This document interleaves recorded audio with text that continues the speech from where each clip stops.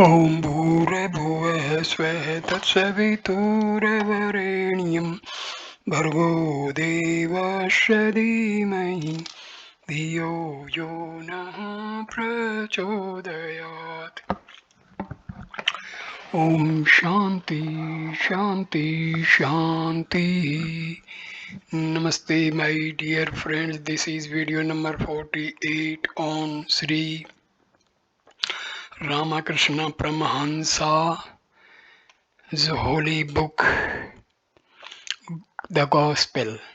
This video starts with chapter number 43, Liberation for All. Maharshi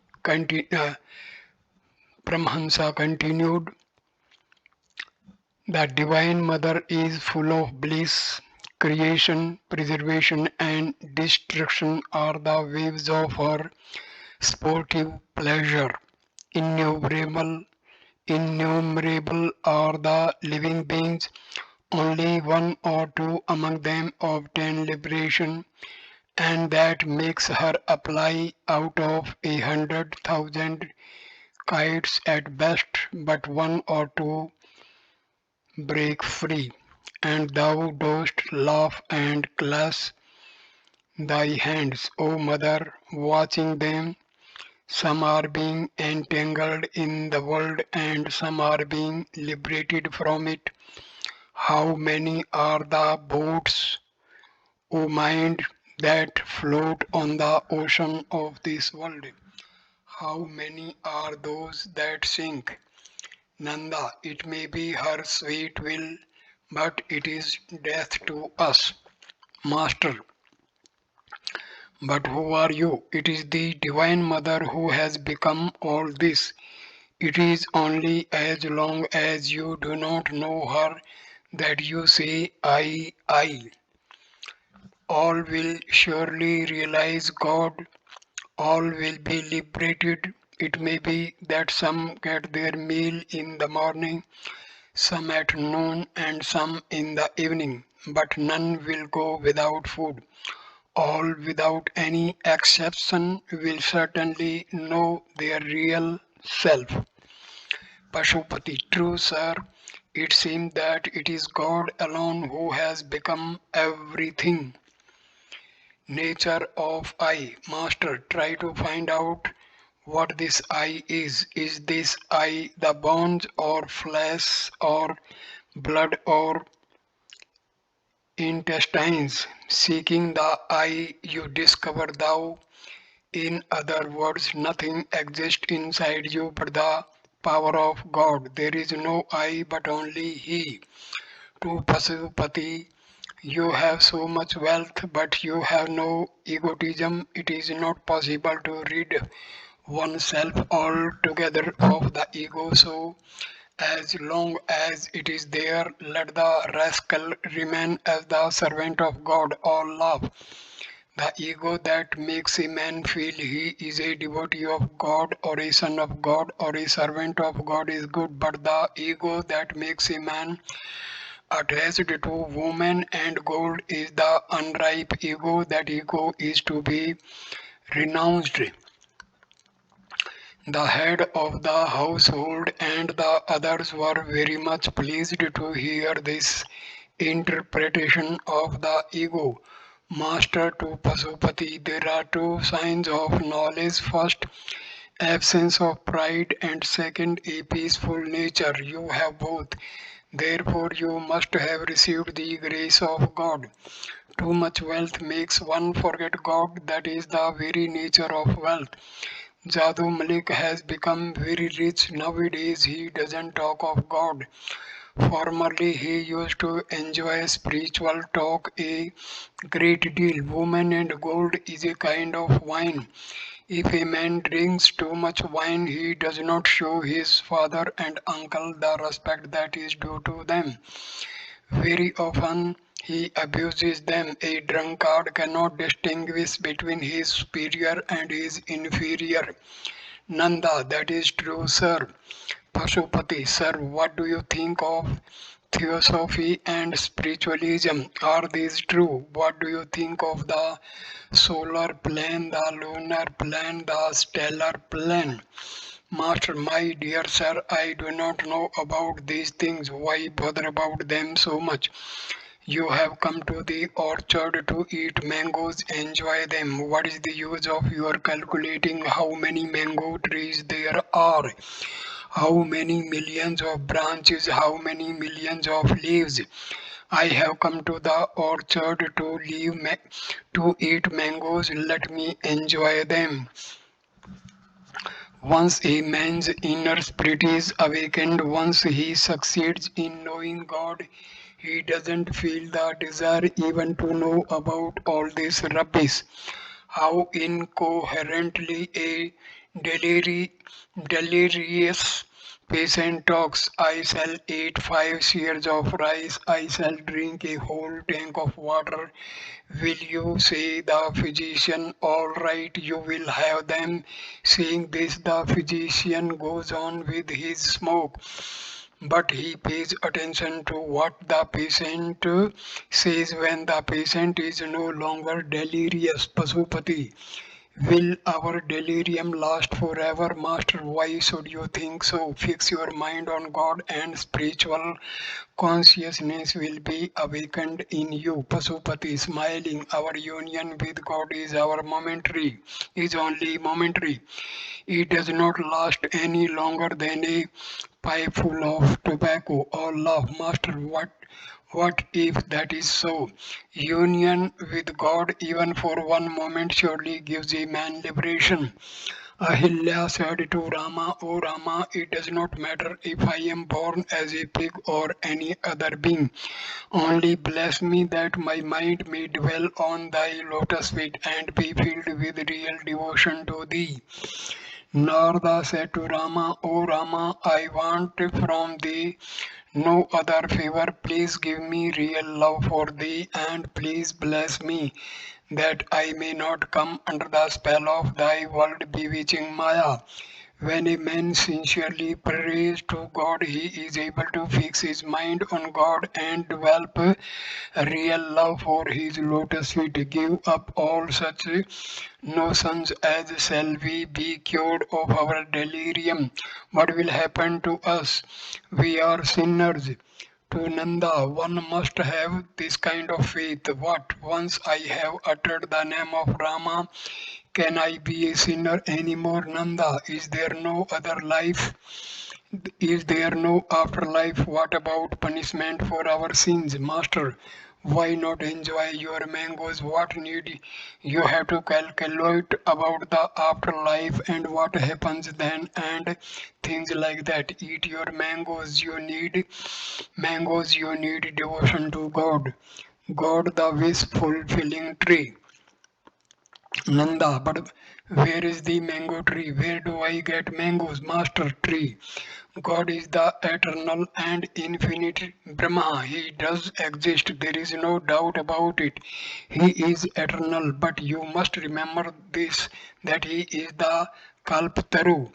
Come, let us go for a walk, O mind, to Kali, the wish fulfilling tree, and there beneath it gather the four fruits of life.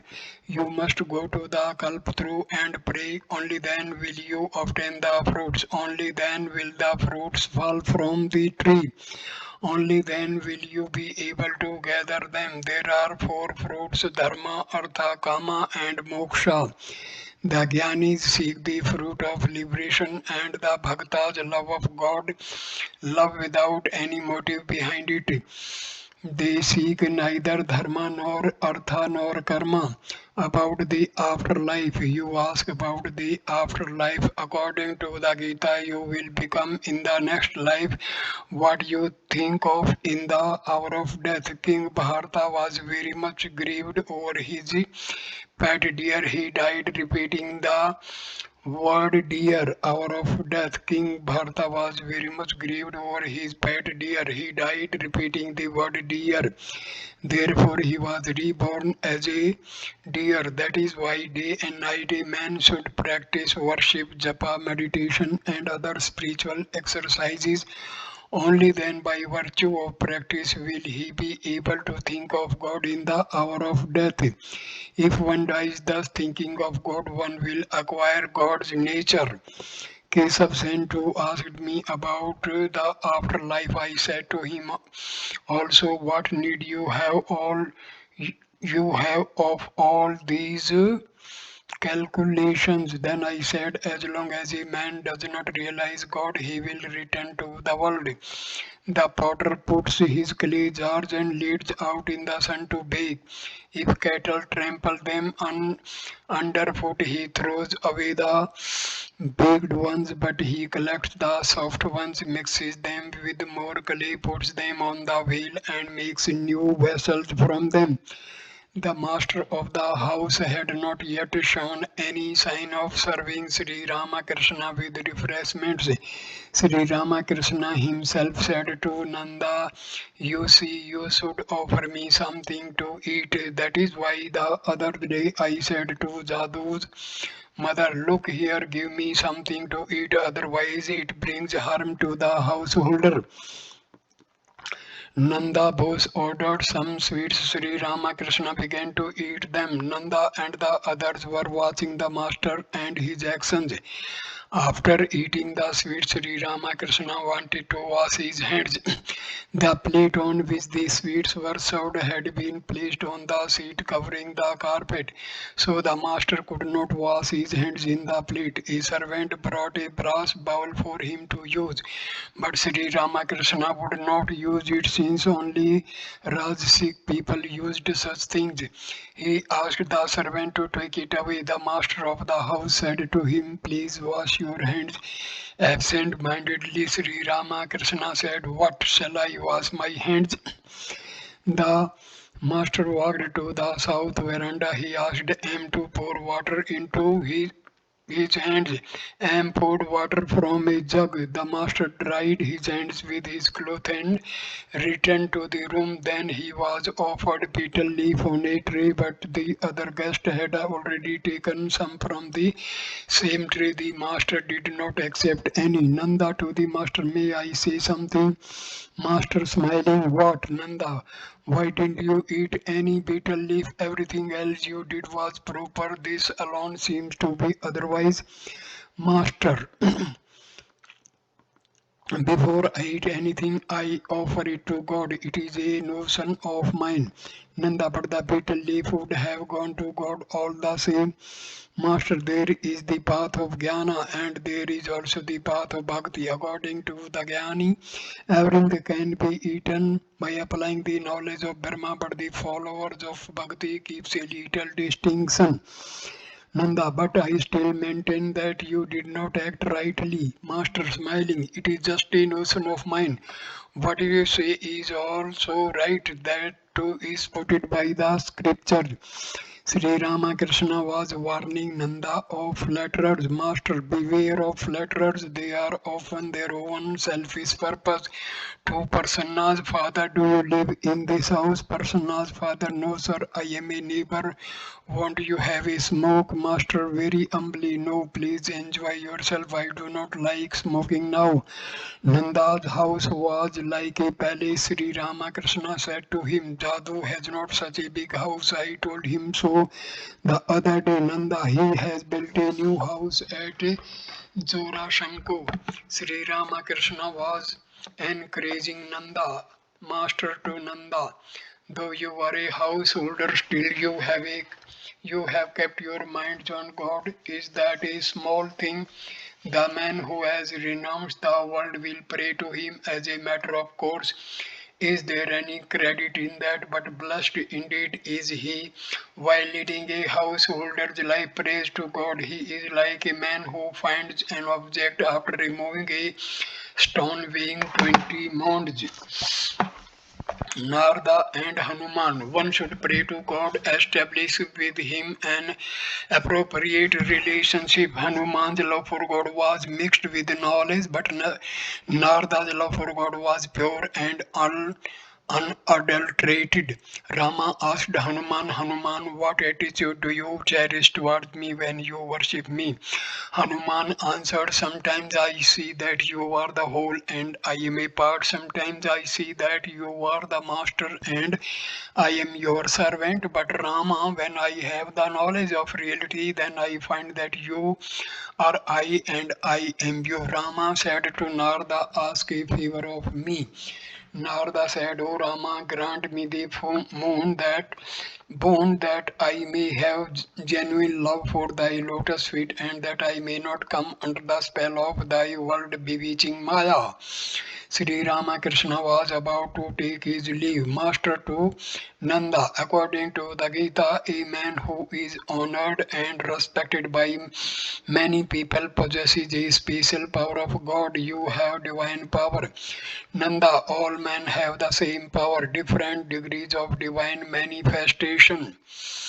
Master sharply, you all say the same thing. Can all men ever possess power to the same degree? God no doubt dwells in all being as the all-pervading spirit, but the manifestations of his power are different in different beings. Vidyasagar too said the same thing. He said, has God given some more power and some less? Thereupon I said to him, if there are not different manifestations of his power, then why should we come to see you? Have you grown two horns or your head? Sri Ramakrishna rose, the devotees followed him, Pasupati accompanied them to the door. Visit to the Brahmini's house. The master arrived at the house of the Brahmini lady who was grief stricken on account of her daughter's death. It was an old brick house. Entering the house, the master passed the cow shed on his left knee, and the devotees went to the roof where they took seats.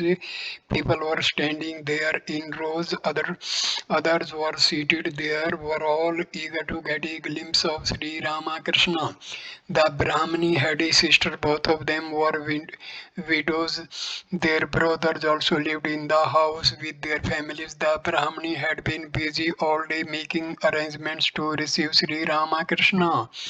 While the master was at Nanda Bose's house, he had been extremely restless, going out of the house every few minutes to see if he was coming. He had promised to come to her place for Nandas. Because of his delays, he had thought perhaps he would not come at all. Sri Ramakrishna was seated on a carpet. M. Narayan, Jogin, Devendra, and others were seated on a mat. A few minutes later, the younger Naren and some other devotees arrived. The Brahmini's sister came to the master and saluted him. She said, Sister has just gone to Nanda Bose's house to inquire the reason for your delay in coming here. She will return presently. A sound was heard downstairs, and she exclaimed, there she comes. She went down, but it was not the Brahmini. Sri Ramakrishna sat there smiling, surrounded by devotees. M. to Devendra. What a grand sight! All these people, young and old, men and women, standing in lines, eager to have a glimpse of him and hear his words. Devendra to the master M says that this place is better than Nanda's. The devotion of these people is amazing. Sri Ramakrishna laughed. The Brahmini's sister exclaimed, here comes the sister. Brahmini's indescribable joy. The Brahmini came and saluted the master. She was beside herself with joy. She did not know what to say.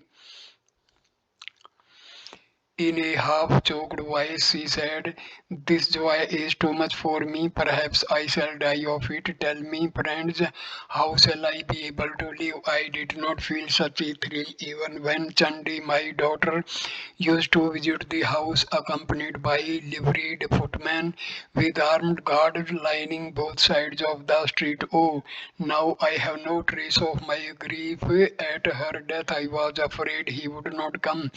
Then I thought thought that if that happened, I should throw into the Ganges all the things I had arranged for his reception and entertainment. I should not speak to him anymore. If he visited a place, I should go there, look at him from a distance, and then come away. Let me go and tell everybody how happy I am. Let me go and tell Yogin of my good luck.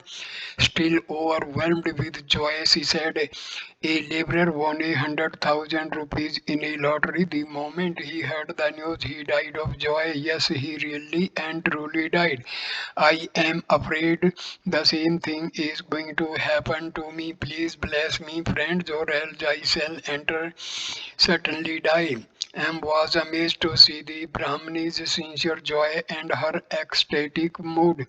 He was about to take the dust off her feet. What are you doing? She exclaimed and saluted him. The Brahmini was extremely happy at the sight of the devotees. She said, I am so happy to see you all here. I have brought the younger Narayan. Without him, who would there be to make us laugh? She was talking like this when her sister came up and said, come down, sister. How can I manage things if you stay here? Can I do it all myself? But the Brahmani was overwhelmed with joy. She could not take her eyes from the master and the devotees. After a while, she very respectfully took Sri Ramakrishna to another room and offered him sweets and other refreshments. The devotees were entertained on the roof. It was about 8 o'clock in the evening. Sri Ramakrishna was ready to leave when he came to the door. The Brahmani asked her sister-in-law to salute the master. Next, one of her brothers took the dust off the master's feet, referring to him. She said, he is one of my brothers. He is a fool. No, no, said the master. They are all good. A man showed the way with a light. At places it was dark. Sri Ramakrishna stood in front of the cowshed. The devotees gathered around him and saluted the master, who was about to go to the house of Ganu's mother. Master's visit to Ganu's mother. Sri Ramakrishna was seated in the drawing room of Ganu's mother's house. It was on the street floor. Uh, the room was used by a concert party. Several young men played on their instruments now and then for the pleasure of the master. It was 8:30 in the evening. Moonlight flooded the streets, the houses, and the sky. It was the first day after full moon. The Brahmini, who had also come, was visiting the drawing room and the inner apartments alternately. Every few minutes she would come to the door of the drawing room and look at the master. Some youngsters from the neighborhood also looked at him through the windows. The people of the locality, young and old, came thronging to see the saint. The younger Naren saw the boys in the street climbing the windows. He said to them, why are you here? Get away, go home, the master said tenderly. Let them stay. Every now and then he chanted Hari Om, Hari Om. The floor of the drawing room was covered with a carpet. The young musicians sat on it and sang, O Kesava, bestow thy grace upon thy luckless servants here, O Kesava, who dost delight to roam Vrindavan glades and groves. Master praises the music. Master, ah, how sweet the music is, how melodious the violin is, how good the accompaniments are. Pointing to a boy, he and the flutist seemed to be a nice pair. The orchestra went on playing. After it was over, Sri Ramakrishna said joyfully, it is very fine indeed. Pointing to a young man, he said, he seems to know how to play every instrument. He said to him, they are all good people. After the concert, the young musician said to the devotees, we should like to hear some of you sing. The Brahmini stood near the door. She said, None of them knows how to sing. Perhaps Mohin Babu can sing, but he will not sing before the master. A young man, why I can sing even before my father. The younger Naren laughing, but he has not yet advanced that far. All laughed. A few minutes later, the Brahmani said to Sri Ramakrishna, please come inside, Master. Why? Brahmani, the refreshments are served there. Please come, Master. Why not bring them here? Brahmani, Ganu's mother requests you to bless the room with the dust of your feet. Then the room will be turned into Banaras, and anyone dying in it will have no trouble hereafter. Sri Ramakrishna went inside accompanied by the Brahmani and the young man of the family. The devotees were strolling outside in the moonlight. Am and Binod were pacing the street south of the house and recalling the various incidents in the life of their beloved master. Sri Ramakrishna had returned to Balram's house. He was resting in the small room to the west of the drawing room. It was quite late, almost a quarter to 11. Sri Ramakrishna said to Jogin, please rub my feet gently. M was sitting nearby while Jogin was rubbing his feet. The master said suddenly, I feel hungry, I shall eat some farina pudding. The Brahmani had accompanied the master and the devotees to Balram's house. Her brother knew how to play the drums. Sri Ramakrishna said it will serve our purpose to send for her brother when Narendra or some other singer wants to sing. Sri Ramakrishna ate a little pudding. Jogin and the other devotees left the room and was stroking the master's feet. They talked together. Master referring to the Brahmani and her relatives. Ah, how happy they were. Martha and Mary, and how amazing a similar thing happened with the two women at the time of Jesus. They two were sisters and devoted to Christ. Martha and Mary, Master, eagerly tell me the story. M. Jesus Christ, like you, went to their house with his devotees. At the sight of him, one of the sisters was filled with ecstatic happiness. It reminds me of a song about Gauranga. My two eyes sank in the sea of Gaura's heavenly beauty and did not come back to me again. Down went my mind as well, forgetting how to swim. The other sister, all by herself, was arranging the food to entertain Jesus. She complained to the master, saying, Lord, please judge for yourself how wrong my sister is. She is sitting in your room, and I am doing all these things by myself.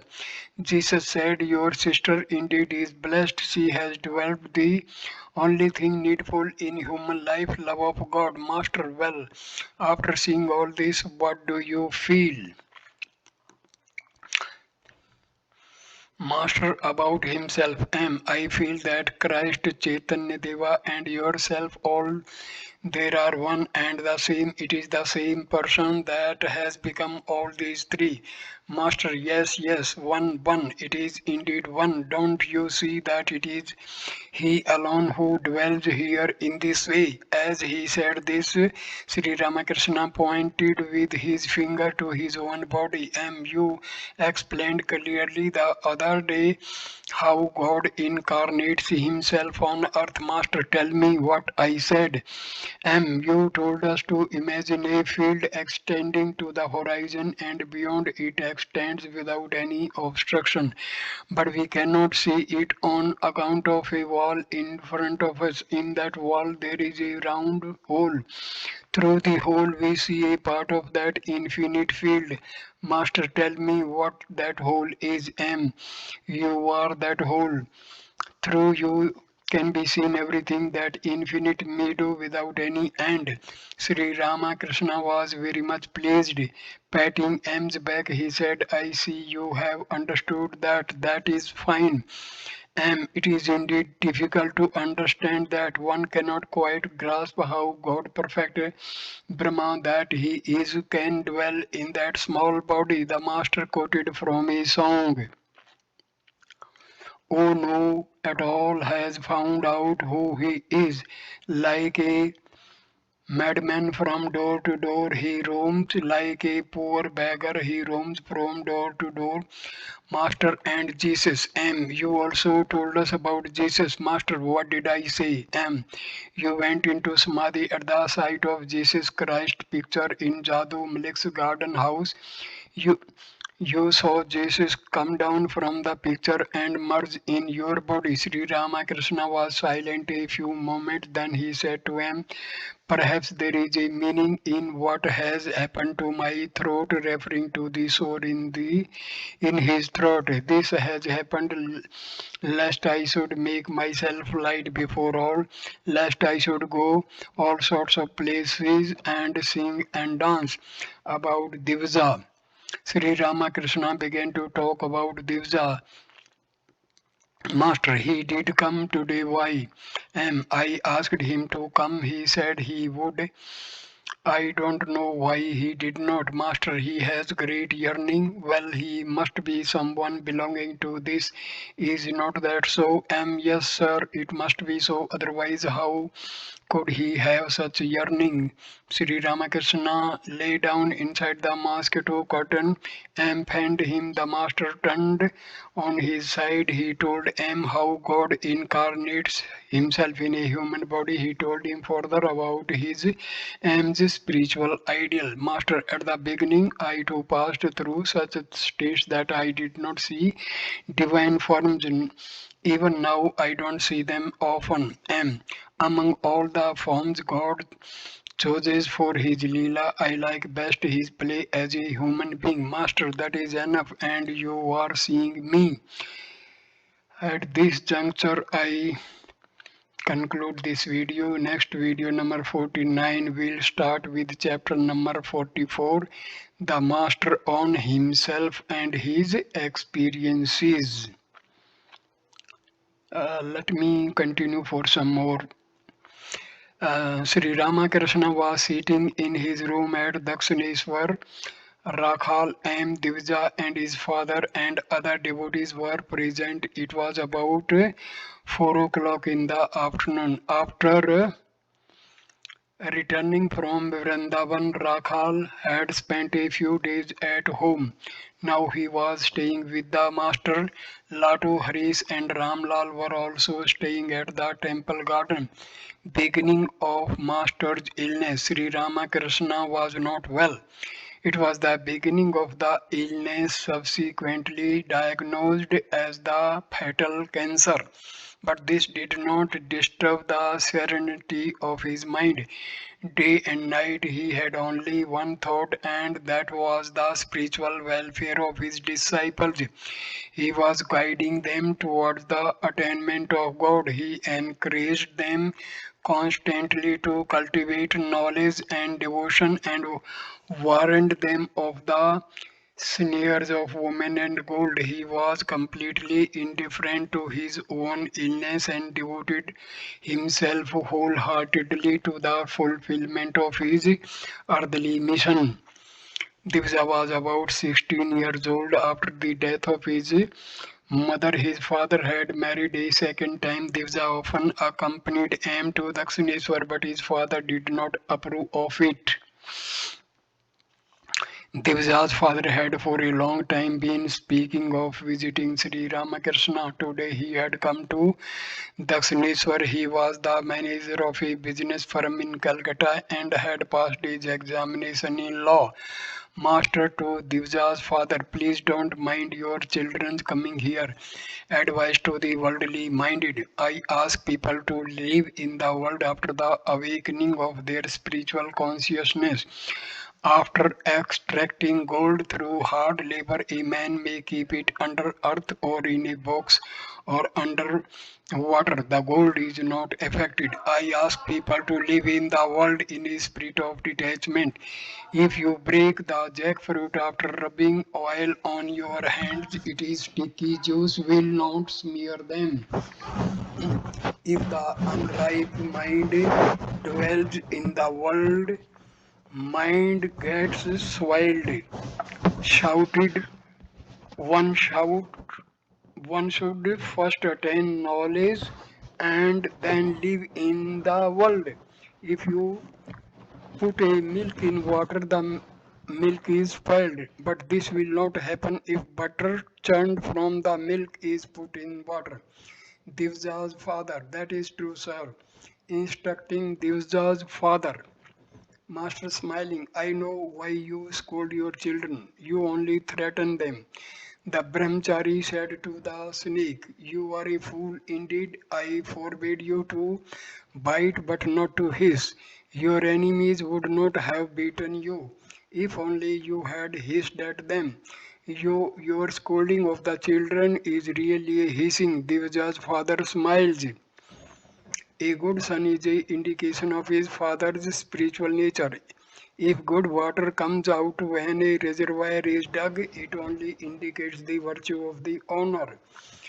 A son is called Atamja, the self reborn. There is no difference between you and your son. In one way, you yourself are reborn as your son. In one sense, you are a worldly person working in a business office and enjoying worldly life. In another sense, you are a devotee of God in the form of your son.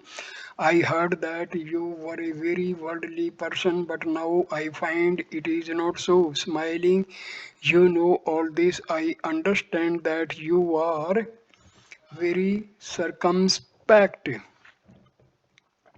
Perhaps that is why you are nodding your assent to what I am saying. Divja's father smiled. If your children visit this place, they will be able to know what you really are, how precious one's father is. If a person deceives his father and mother in order to seek religion, he gets only worthless stress. Man's several debts. A man is born with several debts. Debts to his father, the Devas and the Rishis. Besides, there is his debt to his mother. He also has a debt to his wife. She must be supported. If the wife is chaste, the husband must provide for her after his death. I could not live at Vrindavan on account of my mother. When I remembered that my mother was living in the temple garden here at Dakshineshwar, I could not feel peaceful at Vrindavan. I asked people to live in the world and at the same time fix their minds on God. I don't ask them to give up the world. I say fulfill your worldly duties and also think of God.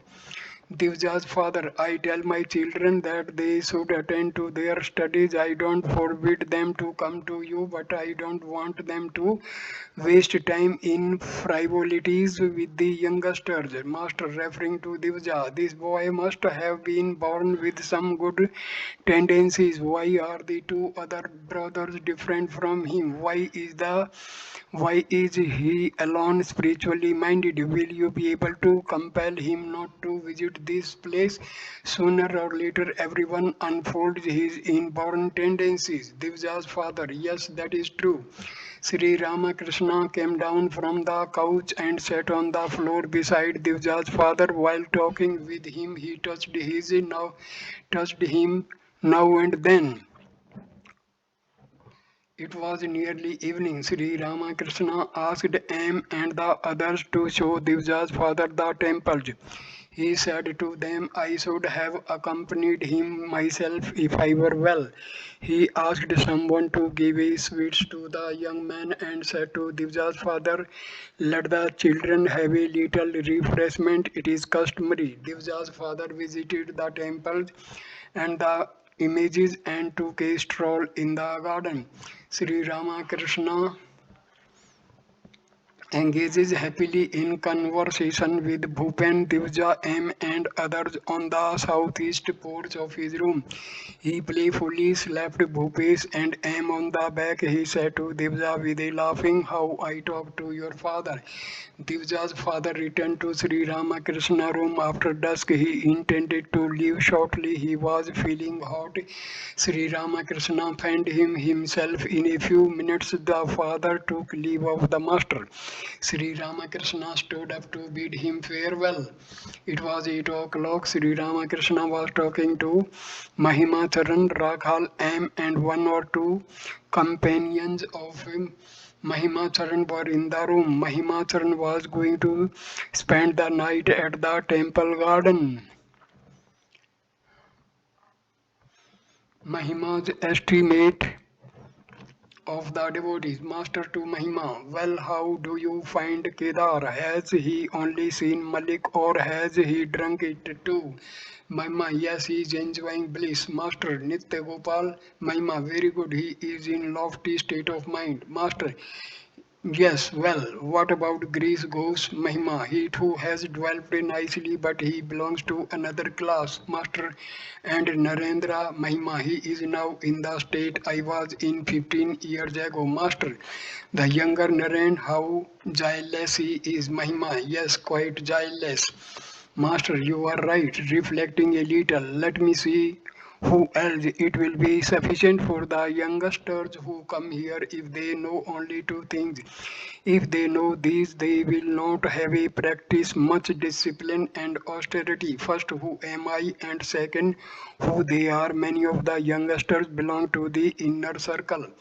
Those belonging to the inner circle will not attain liberation. I shall have to assume a human body again in a northwesterly direction. I feel peace of mind when I see the youngsters.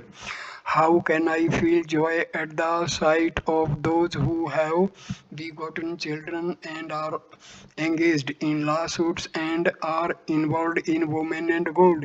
How could I live without seeing pure souled persons? Mahimacharan recited some text from the scriptures. He also described various mystic rites of the Tantra. Master, well, some say that my soul going into samadhi lies about like a bird in the Mahakasha, the infinite space. Now I conclude this video.